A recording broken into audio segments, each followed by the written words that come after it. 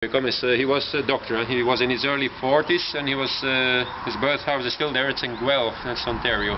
So he decided that his services, you could say, as a medical officer would be very useful in the Canadian Expeditionary Force. So he went from Canada to England, from England to here, and according to his diary, he arrived, on the 18th of April 1918. 1915, but then he only worked 5 weeks, so it's till the end of May. And then he went into France. He's worked in the Somme in 1916, it's known.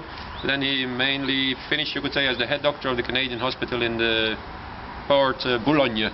Also where he died, because John McCrae tried to save thousands of people, you could say, but he himself died of complications of a simple lung infections, which would it be nowadays, but that's where he died from.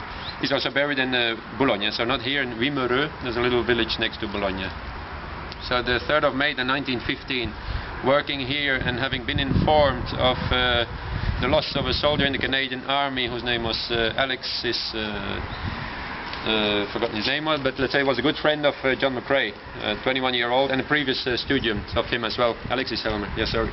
And that made him write down his poem, which we will say survived all the years after the war till today. I'll read it for you. Most people know it probably by heart, but it's also a nice way to finish the tour because that's where it was written.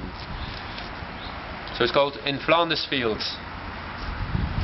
In Flanders Fields the poppies blow between the crosses, row on the row, that mark our place.